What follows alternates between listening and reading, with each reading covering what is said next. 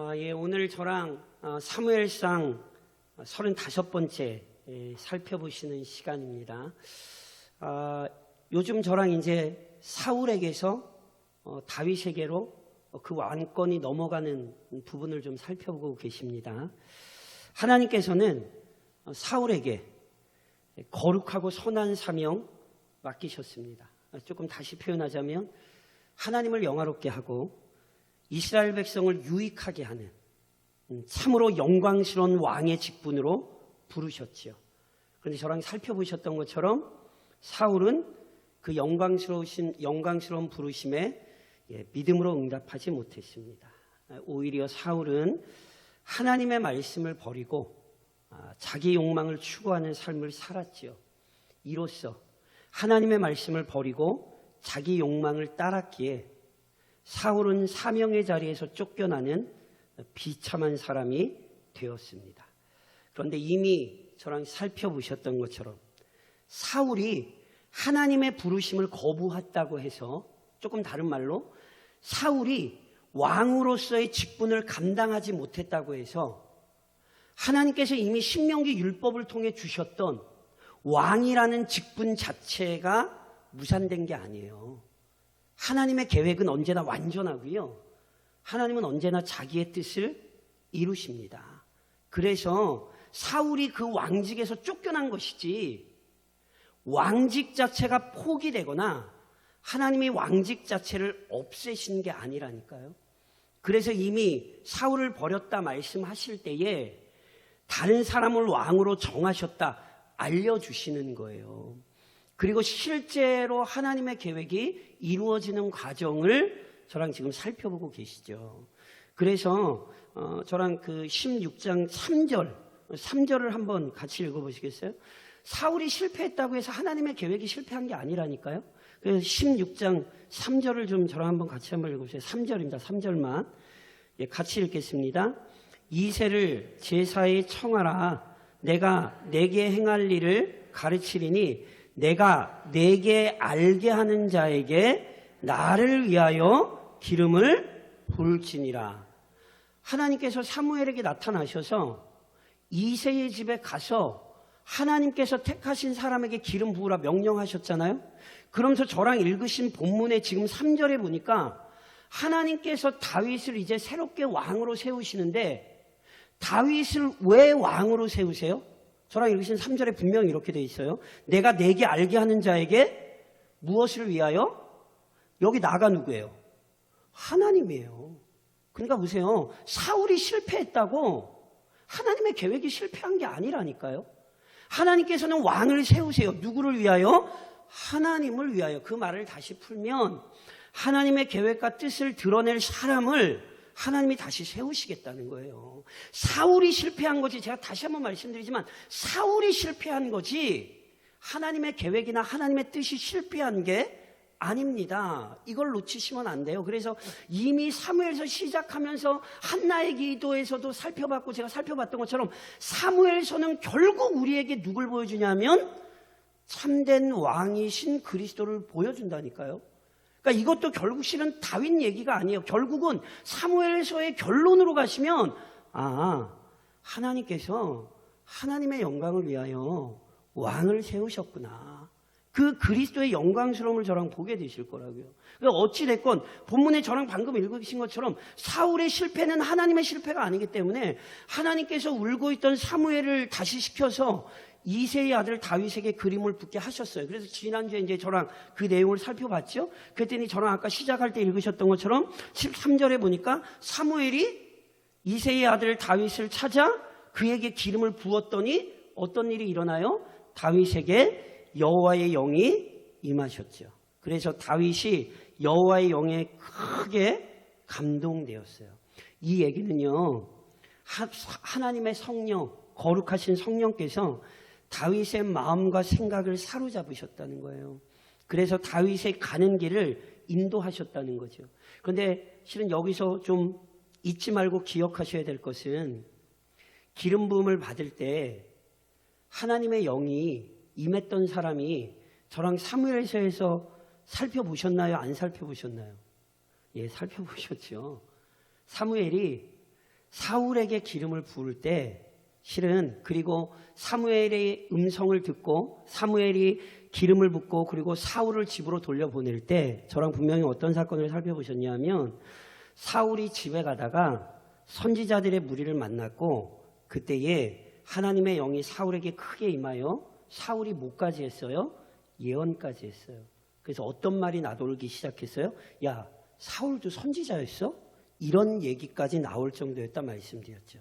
앞서 살펴보셨던 것처럼 암몬 사람 나하스가 길르앗 야베스를 공격할 때에 그 소식을 들은 사울에게 성령, 여호와의 영이 크게 임하사 사울이 소를 12조각으로 나눠서 각 지파에게 보내죠. 그리고 이 전쟁 싸우러 모여 그랬더니 온 이스라엘에 여호와의 두려움이 두려움이 임하여 이스라엘 백성이 뭐 했어요? 한 사람같이 하나같이 전쟁을 하러 나왔죠. 그래서 사울이 그 전쟁에서 크게 승리했잖아요. 이 사건을 잘 보셔야 돼요. 물론 제가 이미 예전에도 한번 언급드린 적이 있어요. 사울이 구원받았을까요? 사울이 구원 안 받았을까요? 제가 말씀드렸어요? 몰라요. 성경이 설명 안 해요. 이게 신학적으로 굉장히 뜨거운 논쟁이에요. 그러니까 성경이 그렇게 설명 안 하기 때문에 그것을 구태여 궁금하게 여기실 필요도 없고요. 그것을 괜히 파헤칠 생각하지 마세요. 성경이 가는 데까지 가고 성경이 멈추는 데서 멈추시면 돼요. 목사님, 그럼 성령이 임하는 건 뭐예요? 구약의 성령의 사역의 독특한 특징은 하나님께서 맡기신 임무와 사명을 감당하게 하시려고 성령이 충만히 임하시는 거예요. 그러니까 이건 구원론적인 성령의 임함이 아니라 은사론적인, 조금 다른 말로 교회론적인 성령의 임함이라고 저희가 표현을 해요. 그러니까 사울이 이스라엘의 왕으로서의 사역을 감당할 수 있도록 성령이 충만히 임하신 거예요. 성경은 사울의 구원을 얘기한 게 아니라 하나님께서 맡기신 직분을 감당할 수 있도록 성령께서 임하셔서 사울을 사용하신 거란 말이에요. 그러니까 보세요. 그렇게 성령께서 임하실 땐 사울이 하나님의 뜻대로 하나님의 뜻을 이룰 수 있었어요. 근데 보세요. 그 성령께서 떠나시면 사울은 하나님의 뜻을 행할 수 없는 자가 되는 거예요. 오늘 저랑 이걸 살펴보시는 거예요. 그래서 이미 말씀드렸잖아요. 사무엘이 이미 선언했어요. 하나님께서 사울을 뭐 하셨어요? 버리셨어요. 아말렉 왕 아각을 사울이 죽였어야 되는데 누가 죽여요? 사무엘이 죽였대요. 그때 말씀드렸죠. 왕으로서의 직분 끝난 거예요. 조금 다시 말씀드리면 여호와의 영이 떠나셨어요. 그래서 보세요. 저랑 14절을 보세요. 이게 얼마나 무서운 얘기인가를 보셔야 돼요. 자, 14절에 보시면 다윗에게는 성령이 충만히 임했는데 반대로 14절입니다. 같이 읽겠습니다. 여호와의 영이 사울에게서 떠나고 여호와께서 부리시는 악령이 그를 번뇌하게 한지라. 보세요. 제가 다시 한번 말씀드리지만 여기 성령이 임한 것은 구원론적인 개념이 아닙니다. 만약에 이걸 구원론적으로 해석을 하고 이해를 해버리시면 성령이 왔다가 떠났다는 게 곧 뭐가 돼요? 구원을 받았다가 탈락한 게 돼요. 큰일 납니다. 그렇게 생각하시면 큰일 나요. 제가 다시 한번 말씀드리지만 이것은 구약 성경이 우리에게 보여주는 독특한 성령의 질서의 사역이에요. 만일 성령이 임한 것이 구원이었는데 성령이 떠나서 구원이 탈락됐다 이러면 제가 여쭤볼게요. 사울처럼 실수하신 적 있어요? 없어요? 그렇죠. 그럼 성령 떠나셨어요? 그래서 우리의 구원 뺏겼어요? 그러니까 이렇게 이해하시면 안 된다고요. 이것은 구원론적인 지금 성령의 임함이 아니라 다시 한번 말씀드리지만 교회론적인, 조금 또 폭을 좁히면 은사론적인 성령의 임함이라 저희가 그렇게 얘기를 해요.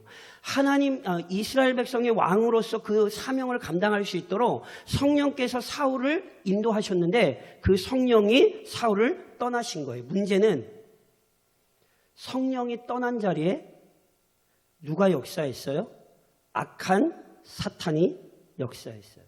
그것도 보세요. 악한 사탄이 자기 마음대로 역사했나요? 성경이 아주 놀라운 표현을 사용해요. 사울을 괴롭혔던 악령이 어떤 악령이에요? 여호와께서 부리시는 악령. 이 표현 절대 잊지 마세요. 누누이 말씀드린 것처럼 하나님께서는 창조주이시고 이 세상의 모든 만물은 누구 손에 있어요? 하나님 손에 있어요. 사탄? 피조물이에요. 아무리 사탄이 대단한 것처럼 보여도 사탄? 하나님의 허락이 아니면 움직이지 못해요. 무엇보다 사탄도 하나님께서 사용하실 수 있습니까? 없습니까? 있습니다. 이 얘기는 제가 결론 부분에 좀 다시 말씀드릴 거예요. 어찌됐건 여기서 분명히 보셔야 하는 건 성령의 충만함을 성도들이 항상 간구해야 되는 아주 중요한 이유가 있다는 거예요. 성령이 우리 안에 강하게 역사하실 때 사탄이 마음대로 우리를 시험에 걸려 넘어뜨릴 수 없어요. 그런데 비록 성도들이지만, 그리고 이미 성령을 받은 성도들이지만 사울에게 주셨던 말씀대로 기회를 따라 행하는 일에 힘쓰지 않으면, 하나님의 뜻을 잘 분별하고 지혜롭게 판단하여 행동하지 않으면 언제든지 악한 사단의 계교에 넘어질 수 있어요. 그거 절대로 잊지 마세요. 그래서 육신의 상황, 어떤 역신의 형편은 정말 어렵고 힘들어도 성령께서 그의 영혼 안에서 역사하시기 때문에 그 안에 기쁨과 감사가 있는 사람들이 있고요. 겉보기에는 너무 좋아요. 사울이 왕인 것처럼 겉보기에는 왕이에요. 그런데 하나님께서 허락하신 악신이 그의 영혼과 그의 육신을 괴롭히는 자가 오늘도 있어요. 사울을 보시면서 이걸 놓치시면 안 된다니까요. 그래서 오늘도 기도하셔야 돼요.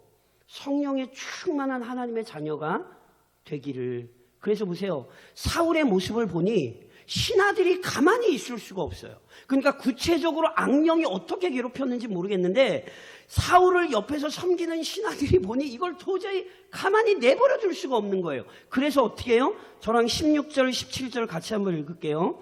16절, 17절에 이렇게 하죠. 같이 읽겠습니다. 원하건대 우리 주께서는 당신 앞에서 모시는 신하들에게 명령하여 수금을 잘 타는 사람을 구하게 하소서. 하나님께서 부리시는 악령이 왕에게 이를 때에 그가 손으로 타면 왕이 나으시리다 하는지라. 사울이 신하에게 이르되 나를 위하여 잘 타는 사람을 구하여 내게로 데려오라 하니. 자, 저를 보시면 여기 굉장히 중요한 신학적인 논쟁점인데 그걸 제가 좀 설명을 드리면 너무 길 것 같아서 헷갈리실 것 같아서 제 그 부분은 빼고 그냥 간략하게 이렇게만 설명을 드릴게요. 사울이 악신에 사로잡혀서 막 괴로워할 때 신하들이 뭐라고 얘기해요? 왕이시여, 수금 잘 타는 사람 하나 데려다가 왕 괴로우실 때 수금을 좀 타게 하시면 왕이 그 악령에게서 조금 노임을 얻으실 겁니다. 이렇게 얘기를 하거든요. 신하들이 왜 이렇게 얘기하는지 그 구체적인 근거를 저희가 성경에서 찾을 수가 없어요, 실은. 자, 목사님, 이거 찬양에서 성령이 강하게 역사해서 그래서 이 성령의 능력으로 목사님 이거 이길 수 있는 것 아니에요. 이런 식의 어떤 신학적인 논제들을 세우시는 분들이 있는데 여기 우선 기본적인 근거가 잘못된 게 있어요. 제가 이렇게 여쭤볼까요? 예수 믿지 않는 사람이 찬양할 수 있습니까? 없습니까? 없습니다. 찬양은 기본적으로 살아계신 하나님의 구원에 대한 감격을 전제로 합니다. 그래서 보세요. 예수 안 믿는 사람이 노래는 기깔나게 잘할 수 있어요. 저는 안 보지만 요즘 한국 사회를 한국 문화를 이렇게 거의 좌지우지하는 것 중에 하나가 트로트 아닙니까? 저는 그건 미스터 트롯인 거 안 봐서 모르는데, 막 그거 보면 막 이렇게 노래 부를 때 막 사람들, 막 울고 막 그런, 혹시 트로트 들으시면서 우시는 거 아니에요? 죄송한 얘기인데 성도들 주의하십시오. 그 노래의 영성이 어떤 영성인지를 아셔야 돼요. 거기에 거룩한 성령의 역사가 있나요? 인간의 욕망과 인간의 쾌락을 추구하는 그런 쿵짝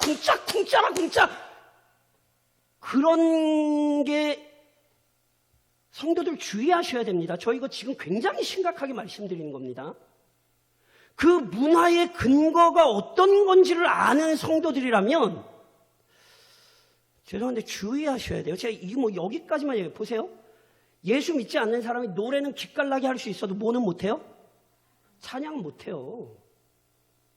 그러니까 보세요. 제가 결론에 말씀드리겠지만 이건 지금 영적인 문제거든요. 그런데 왜 수금을 잘 타는 사람을 데려다가 하라고 했는지 제가 다시 한번 말씀드리겠지만 성경적인 근거를 찾기는 굉장히 어렵습니다.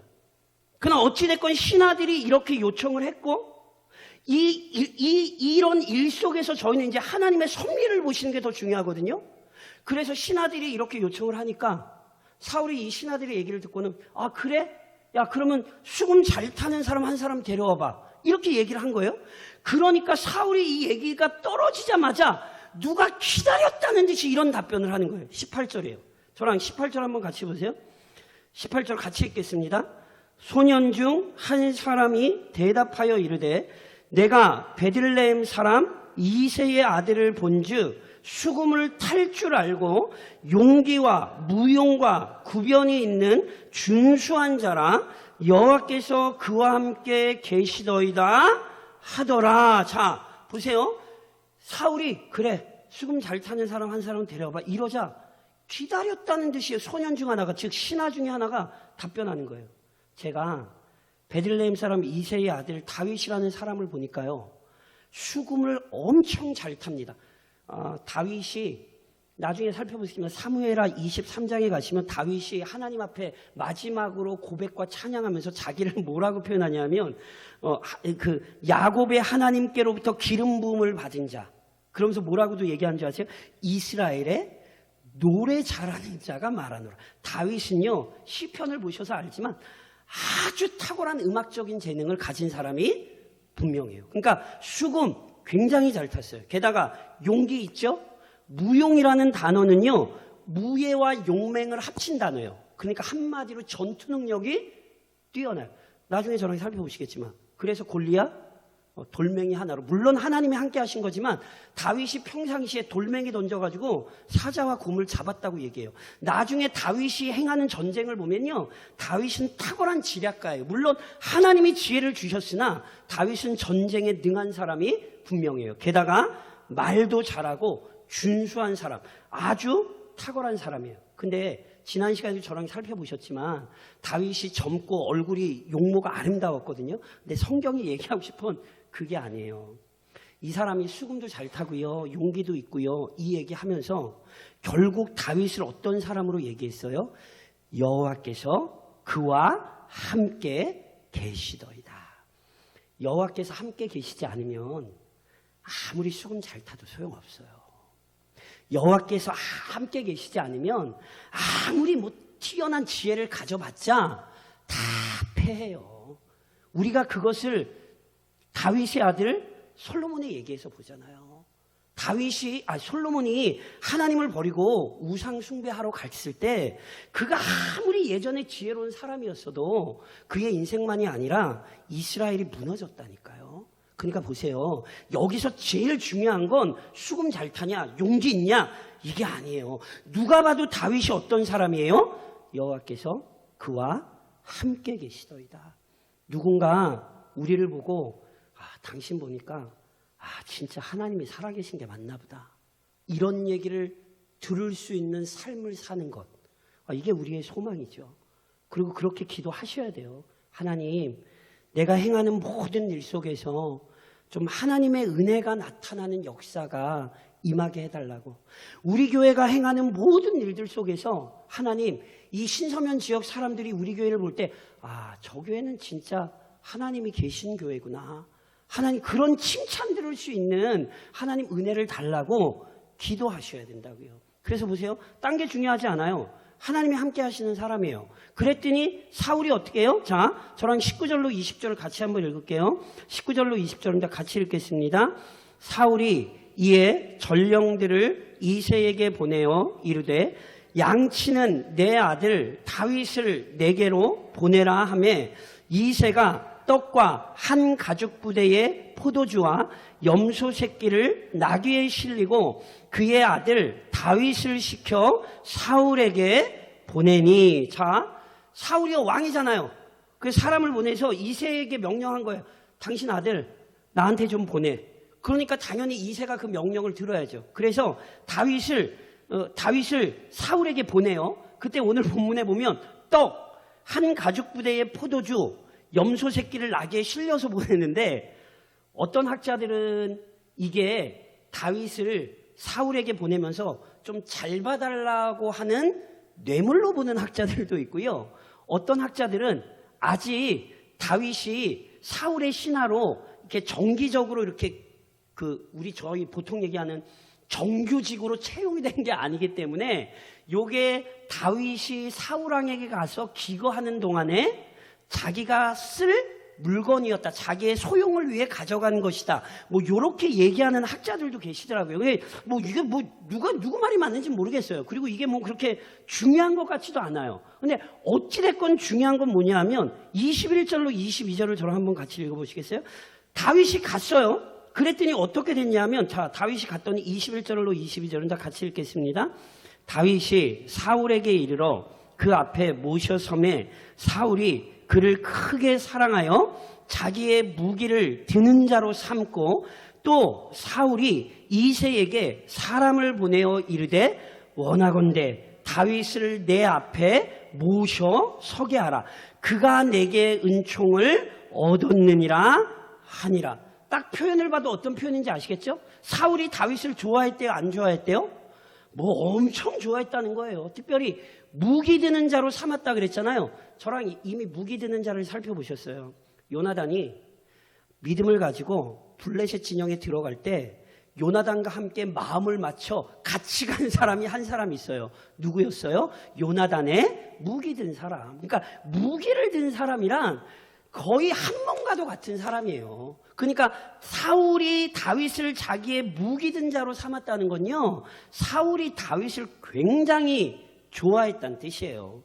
그러니까 다윗은요, 하나님의 함께 하심으로 말미암아 하나님의 영광을 드러냈을 뿐 아니라 다윗은 사람들에게도 신뢰받았어요. 그리고 앞으로도 살펴보시겠습니다만, 사울은 다윗을 죽이려고 그랬지만 다윗은 신실하게 신하로서, 그리고 조금 더 가깝게는 사위로서 사울왕을 잘 받들었잖아요. 끝까지. 그렇죠? 그러니까 이건요, 다윗이 하나님께 사랑받았을 뿐 아니라 사람들에게 신뢰받는 인물이었음을 우리에게 설명한다니까요. 물론 이 얘기는 제가 다음번에 뭐 나중에 시간 있을 때 하겠습니다. 그래서 많이 말씀드린 것처럼요, 믿음이 좋은 사람은요, 사람이 사람다운 사람이 되는 거예요.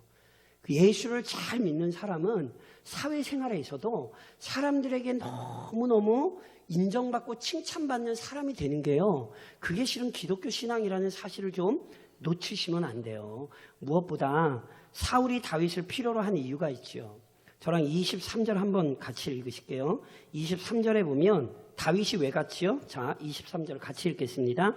하나님께서 부리시는 악령이 사울에게 이를 때에 다윗이 수금을 들고 와서 손으로 탄즉 사울이 상쾌하여 낫고 악령이 그에게서 떠나더라. 자, 다윗이 왜 사울에게 갔어요?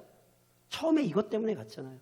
사울이 악령에 사로잡혔을 때 다윗이 수금을 타서 사울에게 평안함을 얻게 하기 위해 사울이 다윗을 구했고, 실제로 그 일이 일어나고 있죠. 그러니까 이건 조금 다른 말로 얘기하면요, 사울이 다윗에게 의존하고 있는 현실을 오늘 성경이 우리에게 넌지시, 그리고 더 나아가 대놓고 보여주고 있는 거거든요. 그럼 오늘 본문에서 우리가 좀 뭘 좀 정확히 적용하면 좀 기억해야 되는가? 저를 좀 한번 따라 하시겠어요? 하나님은 일하신다. 뭐라고요? 하나님은 일하세요. 잘 보세요. 저랑 13절에도 읽었죠? 하나님께서 부리시는 악령이에요. 하나님께서 악령을 사용하십니다. 믿으십니까? 이해가 되세요? 언뜻 들으면 이해가 안 될 수 있죠. 근데 하나님이 악령을 사용하세요. 그러면 이 사실을 우리는 중요하게 여겨야 돼요. 그럼 하나님이 악령을 사용하신다는 게 하나님께서 악한 일을 행하신다는 뜻인가?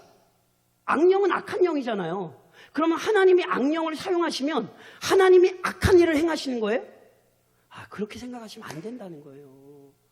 이 본문을 그렇게 오해하시면 안 돼요. 하나님은 거룩하고 선하신 분이에요.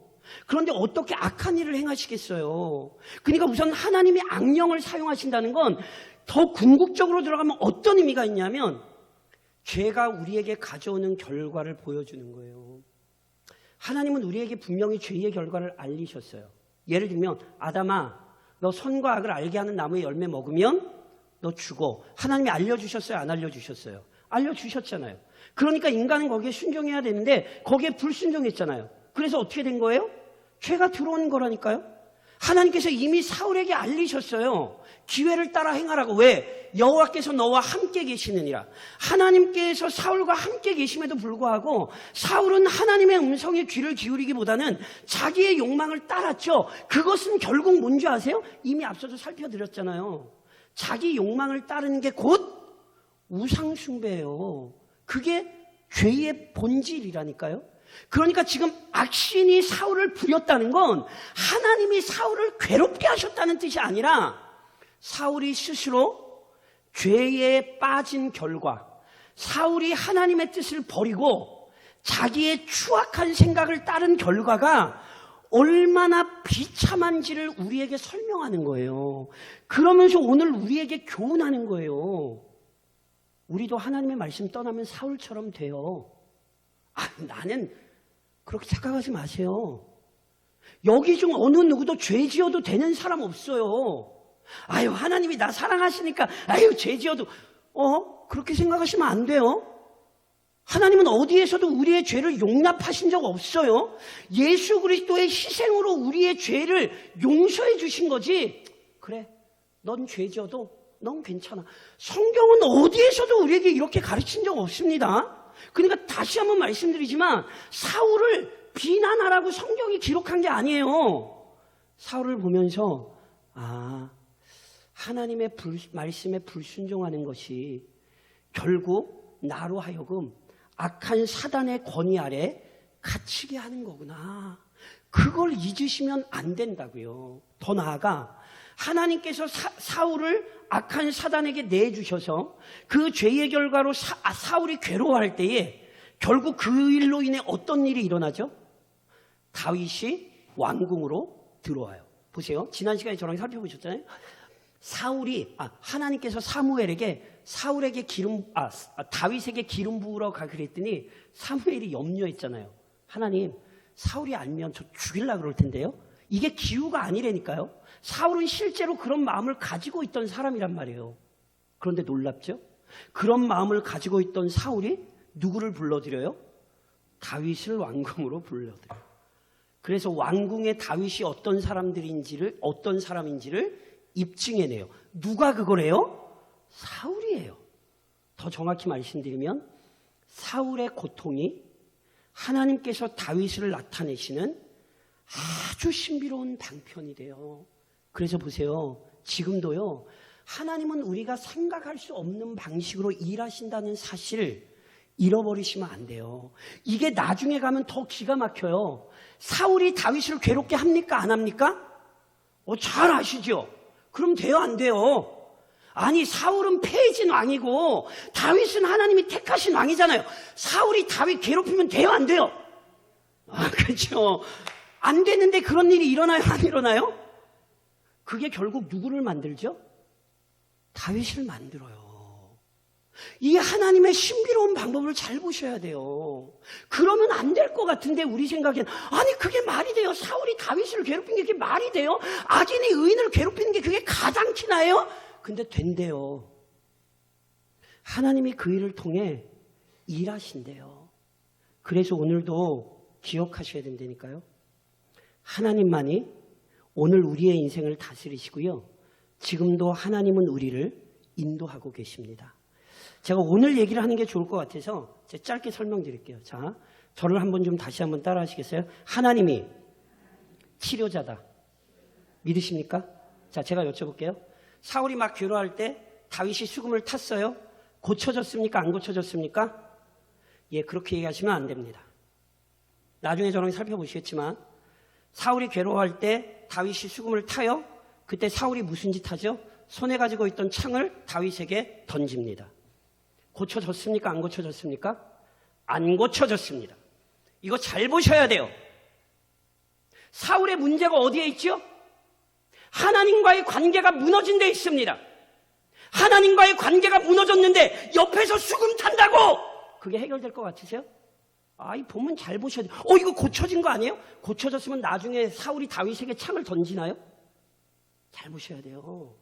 제가 아까도 말씀드렸죠. 이걸 무슨 음악 치료 이런 개념으로 가져가시려는 분들이 있는데 성경은 어디에서도 그런 개념을 가르치지 않아요. 인간의 영혼은 음악으로 치유되지 않아요.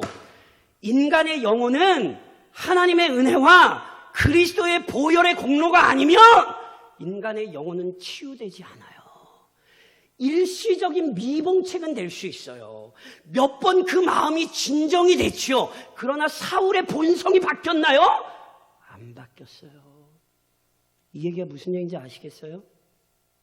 지금 그 인생에 하나님이 없다면 그 인생이 아무리 돈을 많이 벌고 그 인생이 이 세상에서 아무리 잘 나가고 그 인생이 무슨 일이 아무리 잘 되고 있어도 잊지 마세요. 그 인생은 소망 없어요. 반면에 아무리 힘겨운 상황 속에 있어도 그 영혼이 하나님과 함께하는 영혼이라면 그 영혼은 복된 인생이에요. 다윗처럼 그의 인생의 과정이 괴로워도 그 괴로움마저 복이 될 거예요.